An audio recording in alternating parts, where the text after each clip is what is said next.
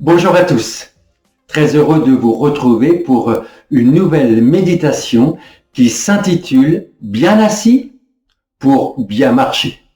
Cela semble peut-être contradictoire, mais avec Dieu, pour bien marcher, il faut tout d'abord être bien assis.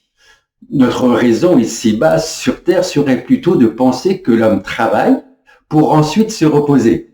Mais dans le royaume de Dieu, c'est l'inverse. C'est un principe spirituel incontournable. En effet, le christianisme ne commence pas par un grand « il faut faire », mais par un grand « tout est fait ». Tout est accompli. L'Épître aux Éphésiens s'ouvre par cette déclaration au chapitre 1er et au verset 3. « Béni soit Dieu, le Père de notre Seigneur Jésus-Christ, qui nous a bénis de toutes sortes de bénédictions spirituelles dans les lieux célestes en Christ. » Dieu nous a bénis. Dieu m'a béni. Dieu t'a béni de toutes sortes de bénédictions spirituelles dans les lieux célestes en Christ. Ces richesses sont tellement grandes, inépuisables, innombrables, que Paul, nous le lisons au verset 18, va prier afin que Dieu ouvre les yeux du cœur des chrétiens d'Éphèse pour que chacun réalise la grandeur de toutes les bénédictions que Jésus offre.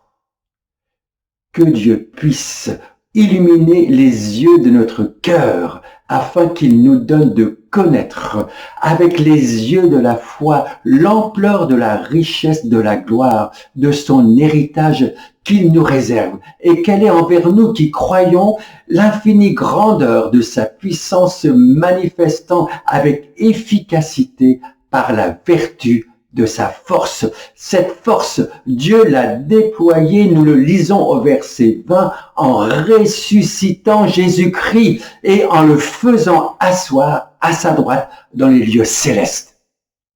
Ainsi, tout en ayant les pieds sur terre, les yeux de notre cœur bénéficient d'une vue céleste, étant assis avec lui dans les lieux célestes. Vu d'en haut, la perception des choses change. De ce fait, nous pouvons aujourd'hui être au bénéfice de toutes les bénédictions célestes en nous asseyant. Cela peut surprendre, mais c'est un principe spirituel incontournable. Nous avons lu que Dieu a déployé sa force en ressuscitant Christ et en le faisant asseoir à sa droite dans les lieux célestes. Et maintenant, nous lisons au chapitre suivant, au verset 6. Il nous a ressuscités et nous a fait asseoir ensemble dans les lieux célestes en Christ Jésus. Dieu nous a ressuscités ensemble. Ensemble avec qui? Avec Jésus-Christ.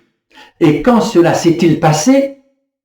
Non pas aujourd'hui, ni hier, ou il y a 20 ou 40 ans lors de notre conversion, mais il y a environ 2000 ans, lorsque Jésus est sorti vivant du tombeau. C'est un fait spirituel, c'est un fait historique. Nous avons été ressuscités il y a environ 2000 ans. De même que sur la croix, notre vieil homme, selon Romains 6,6, a été crucifié avec lui. C'est un fait. Cela s'est passé il y a environ 2000 ans. Lorsque Dieu te voit, il te voit à travers l'œuvre de Jésus. Ainsi, avec Christ, nous avons été crucifiés, ressuscités, et gloire à Dieu, il joint à la résurrection notre élévation, toujours avec Jésus, étant assis avec lui dans les lieux célestes. Mais comment être sûr d'être assis avec Christ dans les lieux célestes? Il faut le croire par la foi. C'est Dieu qui nous a mis en Christ. Il y a 2000 ans, vous n'étiez pas né physiquement, moi non plus. Cependant, Dieu nous a mis en Christ. C'est ce que nous lisons en 1 Corinthiens 1,30. C'est la base du christianisme qui commence, comme je l'ai dit tout à l'heure, non pas par un grand « il faut faire », mais par un grand « tout est fait ». Tout est accompli. Quel privilège, n'est-ce pas? Être assis dans les lieux célestes, en Christ, dans sa présence. Je dispose de toutes ces bénédictions spirituelles en abondance et je jouis de sa protection. Et c'est maintenant que nous sommes bien assis dans les lieux célestes en Christ que nous pouvons bien marcher. Reprenons le texte de Paul aux Éphésiens que nous avons lu tout à l'heure au chapitre 2 du verset 6 à 10. Il nous a ressuscités ensemble et nous a fait asseoir ensemble dans les lieux célestes en Jésus-Christ, afin de montrer dans les siècles à venir l'infinie richesse de sa grâce par sa bonté envers nous en Jésus-Christ.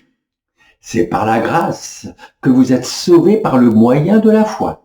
Et cela ne vient pas de vous, c'est le don de Dieu. Ce n'est point par les œuvres, afin que personne ne se glorifie.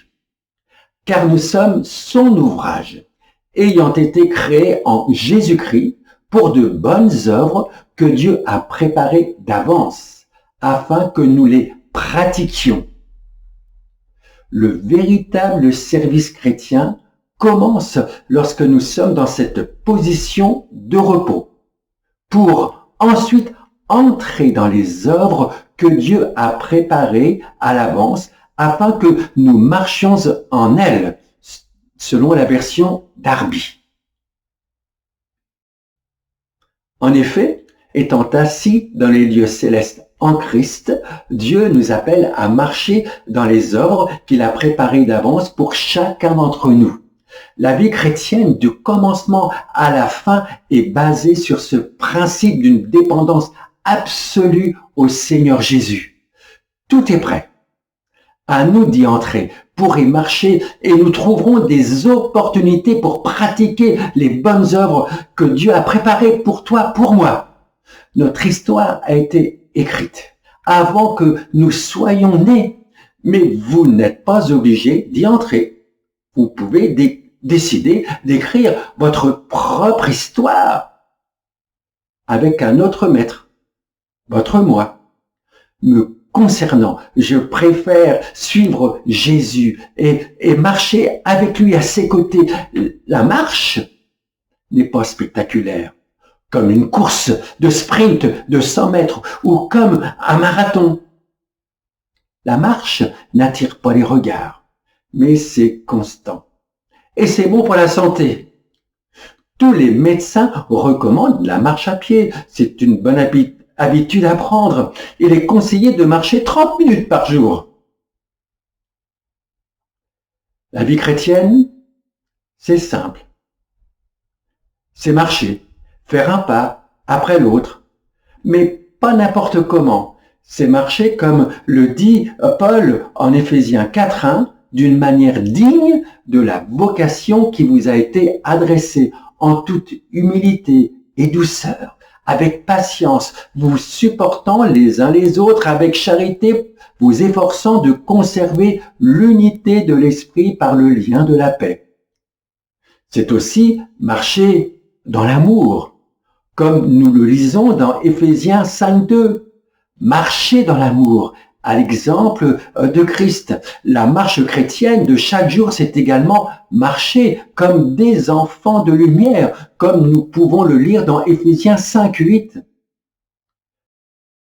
Marcher, c'est aller de l'avant et ne plus considérer ce qui est ancien en regardant continuellement dans le rétroviseur. Ésaïe 43, verset 18 déclare: ne pensez plus aux événements passés et ne considérez plus ce qui est ancien.